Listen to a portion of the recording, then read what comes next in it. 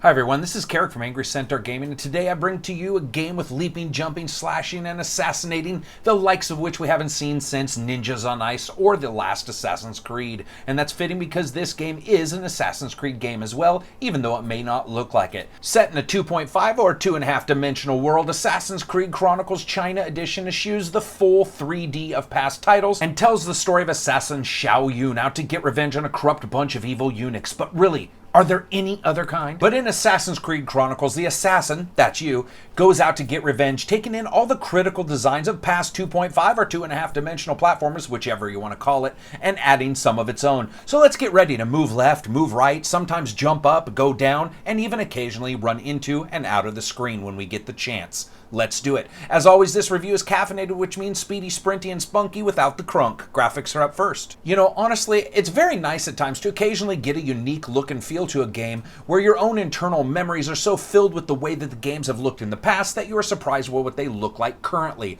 A painted landscape of ancient vessels, hidden caves, destitute ruins, and an assortment of excellent tourist attractions in between. The environments are stand out, though at times there are overall design issues and the look can be muted to fit the gameplay itself. That being said, there are a couple standouts like the zoom out in the second level to show a location that you need to get to and the overall look of Forbidden Heights that moment offered, or the lookouts on the massive sailing vessels that somehow seem to dwarf even the normal Assassin's Creed games in the overall height and dropping distances that they show. Character animation is good for the most part during traversal of levels, but during battle, everything has a clumsy feel. Swordsmanship, even if you time everything perfectly, has almost a half count before almost anything or any move is performed. Like the character's just sitting there second-guessing your skills and wondering if she should do it in the first place. Perhaps that's because the game really does work in the stealthy confines of its gameplay so well, and they're trying to remind you that going sword to sword with a bunch of dudes who probably make love to them at night might not be the best idea, though it's probably a little bit funny. I did notice, surprisingly for sure, a couple frame rate drops when the console hit the hard drive for data. Disappointing a bit, but it never occurred during normal gameplay, mostly during loading of new sections. As a package, I would say the graphics are good, but held back a little bit by the animation. And then, of course, brought up by the excellent look of the game itself and the texture work. Sound, music, and voice. 有入侵者，也没有多猛吧，刺客。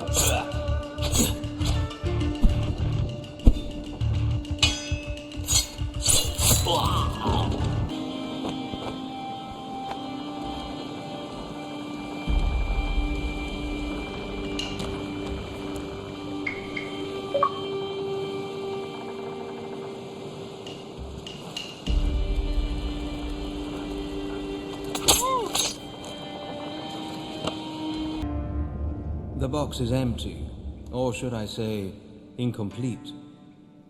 Where is the rest of it? We know who you are. We know who you were. You've come far for someone who was merely once a concubine. You know, the sound is fairly barren with almost no atmospheric sound and very little effects attached to the sound effects of weapons, the characters, or the location. While weapons sounded suitably weapony, absolutely nothing was worth writing home about when it comes to sound, and that was really depressing. Music.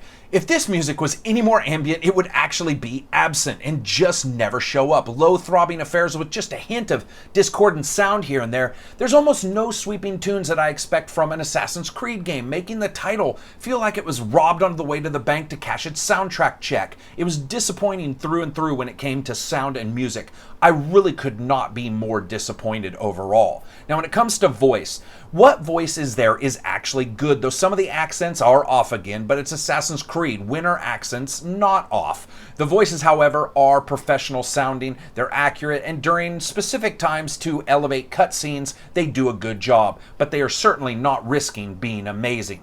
And next up, we have the thing that matters the most to many people, which is gameplay. In Assassin's Creed China, you run through two-dimensional levels with the occasional 0.5 thrown in when the level demands it, running into or out of the screen just to end up basically changing a part of the level. You stealth your way through various missions given out between cutscenes, and the game is more past Prince of Persia than it is current Assassin's Creed. When confronted with enemies, you can fight it out using an ever-growing series of tools on your Swiss Army Assassin's tool belt, from simple whistles to fireworks to throwing knives. Nothing inherently unique is added to the weaponry in Assassin's Creed Chronicles, but what is there has its place, and its place is to augment the stealth. That's right, because frankly, this game informs you, not at all subtly, that stealth is the way to go. In fact, this game's version of subtle is as far away from stealthy as it can be, and I assume the developers didn't know that those two words actually have some kind of connection to one another in their overall meaning. As you progress, you unlock more and more specific skills for stealthy traversal of the levels, though, like most games, some of the fun of this is ruined when you realize that most places were set up specifically for whatever new tool or skill you just learned.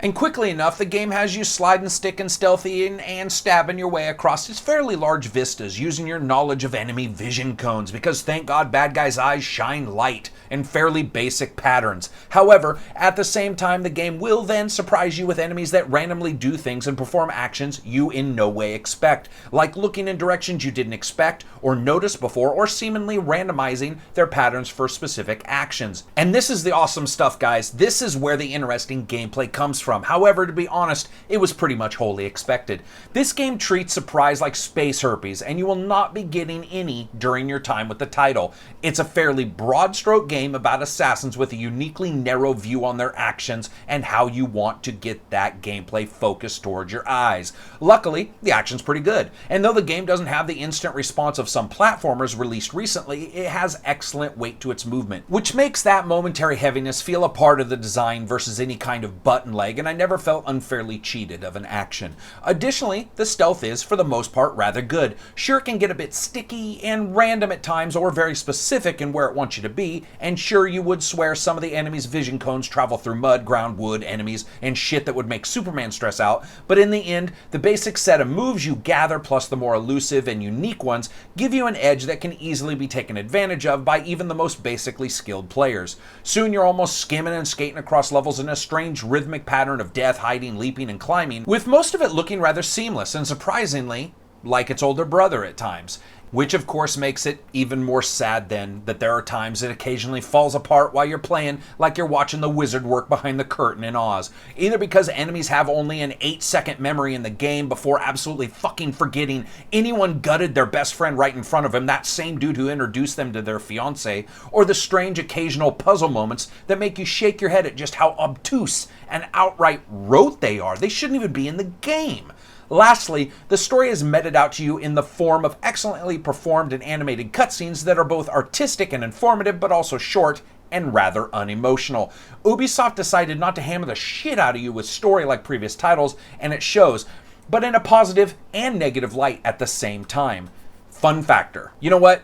There were some hitches, there were a couple glitches, but in the gameplay, I have to say, I solidified a good sense of enjoyment. It's $10, so you can't expect miracles, otherwise no one would go to the movies ever again and just go find someone to buy miracles from for $10. Instead, you get a damn fun game, one that occasionally stumbles in what it offers, but steers you steadfastly towards what it's good at, stealth gameplay and assassinations. If you stick to that, and you only really engage in the swordplay when you have to, or at its bare minimum, a good deal of fun can be had here. Guys and gals and babies and whoever's listening, this isn't Ori and the Blind Forest or anything. Let's not go crazy. But in the end, it's a pretty good platformer based in the Assassin's Creed world. That's actually a pretty good thing. So what does Assassin's Creed Chronicles do right? The stealth gameplay is excellent. Sure, it's a little finicky at times, and sure, it can be very heavy on the requirements for where you are at other points. The fact is, once you understand it, you can sort of freeform your way through levels, and I loved that. I felt that the graphics were awesome. The paint style is really cool. The texture work was fairly good, and overall, I just really liked that look. And the atmosphere, probably because of a mix of the stealth and graphics that I just mentioned, I really liked the atmosphere. It was a cool place to finally experience in an Assassin's Creed game, even though it's not the 3D full game many would have maybe wanted.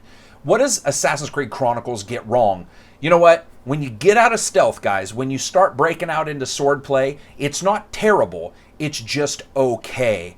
And I think that that actually brings it down because the rest of the stuff seems a little bit higher, a little bit more enjoyable. So I rate games on a buy, wait for a sale, rent, or never talk about it again rating scale. At $10, this is a buy for any Creed fan and possibly a buy for any platforming fan. The game has some in-game difficulty adjustments that are like new plus game styles, and that really gives those people who want to play it again and again even more reason to return. The one thing about the game is, though it's enjoyable, it will not feel fresh to anyone. Nothing new is added here, but instead you get a very competent platformer in a world you might enjoy and know something about. But that can, at the same time, leave you wanting more just due to the enormity of difference between this and its predecessors. So that's it for me. If you liked the video, hit like. If you disliked it, hit dislike. If you actually did like it, can you also please share it? Maybe put it on Twitter, maybe tell somebody, maybe send a smoke signal, I don't know. Write it out in blood on the end of a street corner. Anything you can to share the news about the channel. I appreciate it, and peace out.